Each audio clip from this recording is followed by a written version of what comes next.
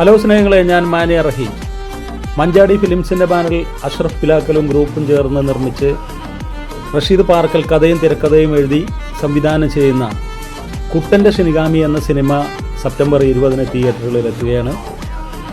കുട്ടൻ്റെ Shinigami എന്ന സിനിമയിൽ ഞാനും വേഷം ചെയ്യുന്നുണ്ട്. അതിനെനിക്ക് അവസരം നൽകിയ അഷ്റഫ് ഖാനോടും റഷീദ് ഖാനോടും ഞാൻ എൻ്റെ ഇഷ്ടവും സ്നേഹവും സന്തോഷവും അറിയിക്കുന്നു. ഒറ്റപ്പാലത്ത് ഒറ്റ ഷെഡ്യൂളിൽ ചിത്രീകരണം പൂർത്തിയായ കുട്ടൻ്റെ ഷിനിഗാമി എന്ന സിനിമയുടെ ലൊക്കേഷനിലൂടെ നമുക്കൊന്ന് പോയി നോക്കാം.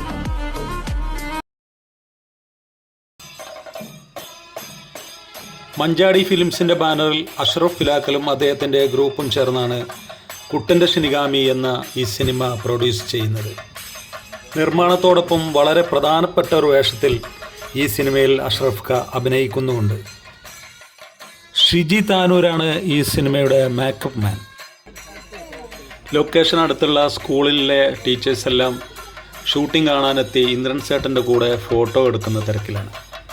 നൗഫൽ മാഷും ലത്തീഫ് കെയും അവരെ സഹായിക്കാനെത്തിയിട്ടുണ്ട്. ഗൾഫിൽ ചിത്രീകരിച്ച സമീർ, ഓസ്ട്രേലിയയിൽ ചിത്രീകരിച്ച മനോരാജ്യം എന്നീ സിനിമകൾക്ക് ശേഷം റഷീദ് പാറക്കൽ കഥയും തിരക്കഥയും സംവിധാനവും ഏറ്റെടുത്ത ചിത്രമാണ് കുട്ടൻ്റെ ഷിനിഗാമി. ചീഫ് അസോസിയേറ്റ് ഡയറക്ടർ ജയേന്ദ്ര ശർമ്മയ്ക്കൊപ്പം രഞ്ജിത്ത് രാമനാട്ടര, ശ്രീജിത്ത് ബാലൻ, രാഗേന്ദ്, ബിനു ഹുസൈൻ തുടങ്ങിയവരൊക്കെയും സംവിധായകനെ സഹായിക്കാനായിട്ട് കൂടെയുണ്ട്.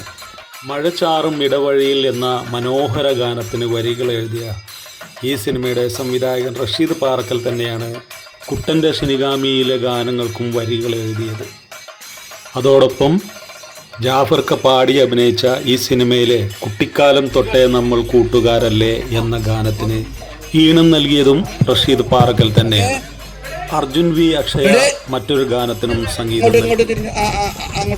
അഭിജിത്തും ജാഫർ കെയുമാണ് ഗാനങ്ങൾക്ക് ശബ്ദം നൽകിയത്. ജാഫർ കെയും ഇന്ദ്രൻ സേട്ടനും മത്സരിച്ച് അഭിനയിക്കുന്ന ഈ കോമഡി ചിത്രത്തിൽ അവരെ കൂടാതെ അനീഷ് ജി മേനോൻ, ശ്രീജിത്ത് രവി, സുനിൽ സുഗത, അഷ്റഫ് പിലാക്കൽ, ഉണ്ണി രാജ, മുൻഷി രഞ്ജിത്ത്, പ്രിയങ്ക, അഖില, സന എന്നിവരൊക്കെയും പ്രധാന വേഷങ്ങൾ ചെയ്തു. ഷിനാബ് ഓങ്ങല്ലൂരാണ് കുട്ടൻ്റെ ഷിനിഗാമിക്ക് വേണ്ടി മനോഹരങ്ങളായ ദൃശ്യങ്ങൾ പകർത്തി നൽകിയത്.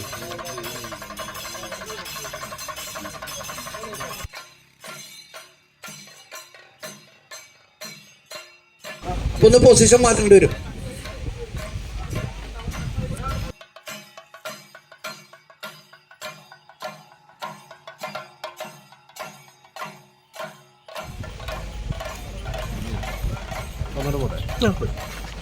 അതെ രഞ്ജിത്തെ, ആ തുടക്കത്തിൽ അവരോട് മെല്ലെ കൂടെ ഇറങ്ങി പോയിക്കോളാൻ പറയും.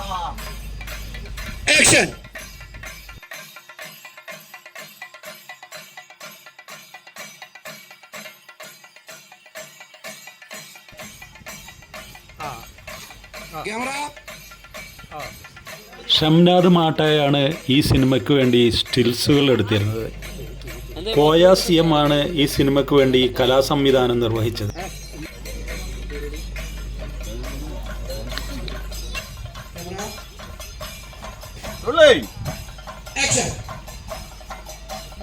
ഫെമിന ജബ്ബാറാണ് ഈ സിനിമയ്ക്ക് വേണ്ടി കോസ്റ്റ്യൂം ഡിസൈൻ ചെയ്തത്. ഇദ്ദേഹമാണ് അസീസ് പാറക്കൽ, റഷീദ് പാറക്കലിൻ്റെ അനിയനാണ്. ചിരിപ്പിക്കലും ചിരിക്കലുമാണ് ഇദ്ദേഹത്തിൻ്റെ പ്രധാന ഹോബി. ഫുൾ ടൈം കോമഡിയാണ്.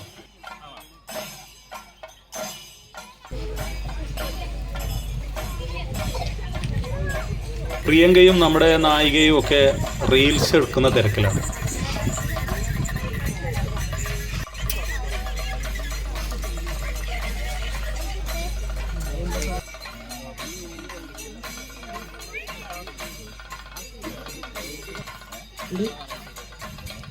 പ്രൊഡക്ഷൻ കൺട്രോളർ PC മുഹമ്മദും അദ്ദേഹത്തിൻ്റെ സഹായികളായി രാജേഷ് പത്താങ്കുളവും അരുണും കൂടെ ഉണ്ടായിരുന്നു.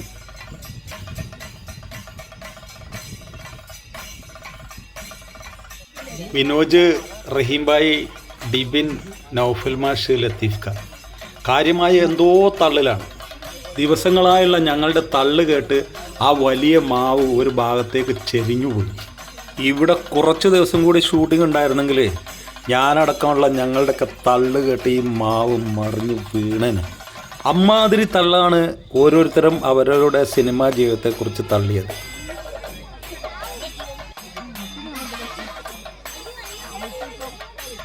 അസിയും മനോജ് ഭായിയും ഷൂട്ടിംഗ് കഴിഞ്ഞാലുടനെ എൻ്റെ ഗൂഡല്ലൂരിലെ മാർക്കോ പോളോ ഹോം സ്റ്റേയിലേക്ക് വിരുന്ന് വരാമെന്ന് പറഞ്ഞിരുന്നു.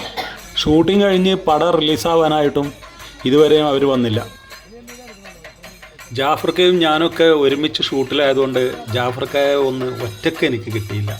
ഞാനും ജാഫർക്കയും ഒരുപാട് സിനിമകളിൽ മുമ്പേ ഒരുമിച്ച് അഭിനയിച്ചിട്ടുണ്ട്. അതുകൊണ്ട് തന്നെ ഏത് സിനിമയുടെ ഏത് ലൊക്കേഷനിൽ വെച്ച് എന്നെ കണ്ടുമുട്ടിയാലും അസോസിയേറ്റിനോട് പറഞ്ഞ് ജാഫർക്ക എനിക്കൊരു പ്രാധാന്യം വാങ്ങി നൽകാറുണ്ട്. മനോജ് ഭായിയും അസിയും തള്ളോട് തള്ളാണ് കേട്ടോ. കലാമണ്ഡലത്തിലെ കലാകാരനായിട്ടുള്ള അനീഷ് കലാമണ്ഡലമായിട്ടാണ് ഈ തള്ള്. നൗഷാദ് തിരുവനന്തപുരമാണ് ഈ സിനിമയ്ക്ക് വേണ്ടി സൗണ്ട് റെക്കോർഡ് ചെയ്തത്. സിറാജ് കെയാണ് ഈ സിനിമയുടെ ക്രിയേറ്റീവ് ഹെഡ്. സിറാജ് ക ഈ സിനിമയുടെ എല്ലാമാണ് എന്നാണ് അഷ്റഫ് ക പറഞ്ഞത്. ഹൈദർ ക ലൊക്കേഷനിൽ വന്നിരുന്നു. ജാഫർക്കയുടെയും ഇന്ദ്രൻ സേട്ടൻ്റെയും ഒക്കെ ഇൻ്റർവ്യൂ എടുത്ത് ഈ സിനിമയിൽ ഒരു വേഷവും ചെയ്ത് അദ്ദേഹം തിരിച്ചുപോയി. അഷ്റഫ് ഖാനെ കാണാൻ ഒരുപാട് സുഹൃത്തുക്കൾ വന്നിട്ടുണ്ട്. ഒരു നിർമ്മാതാവ് എന്നതിനപ്പുറം അഷ്റഫ് ഖാൻ ഈ സിനിമയിൽ ഒരു വളരെ വലിയൊരു പ്രധാന വേഷവും ചെയ്യുന്നുണ്ട്.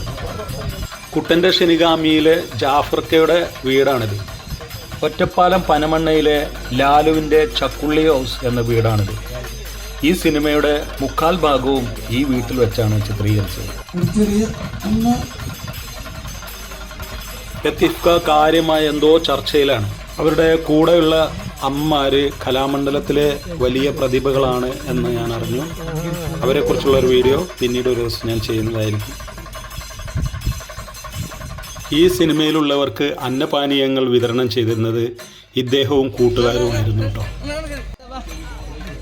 ഈ സിനിമയിൽ ജോലി ചെയ്യുന്നവർക്കെല്ലാം ഒഴിവു സമയങ്ങളിൽ ഇരിക്കാനുള്ള കസേരകൾ ഇവിടെ ഉണ്ടായിരുന്നു കേട്ടോ.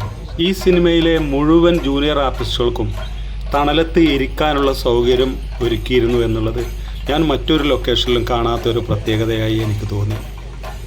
നമ്മുടെ മലബാറിൻ്റെ സ്വന്തം ലീക്ക് ബീരാൻ സിദ്ദീഖ് കൊടിയത്തൂർ ലൊക്കേഷനിൽ വന്നിരുന്നു കേട്ടോ. അദ്ദേഹത്തിൻ്റെ പുതിയ സിനിമയുമായി ബന്ധപ്പെട്ടുള്ള എന്തോ ആവശ്യങ്ങൾക്കാണെന്നാണ് മനസ്സിലായത്. എന്തായാലും അദ്ദേഹത്തോടൊപ്പം ഞങ്ങളെല്ലാവരും ഒരുമിച്ചൊരു സെൽഫി അങ്ങ് എടുത്തു.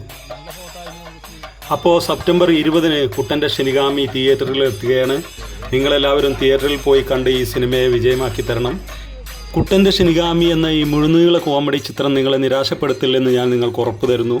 എത്രയോ നല്ലതും അല്ലാത്തതുമായ ഒരുപാട് സിനിമകൾ കാണുന്ന നിങ്ങളെല്ലാവരും ഈ സിനിമ കണ്ട് ഞാനടക്കമുള്ള ഞങ്ങളെ എല്ലാവരെയും വിജയിപ്പിക്കണം. അപ്പോൾ സെപ്റ്റംബർ 20 തിയേറ്ററുകളിലെ വിശേഷങ്ങളുമായിട്ട് ഞാൻ വരാം. അപ്പോൾ ഓക്കെ, കാണണം. എടാ മോനെ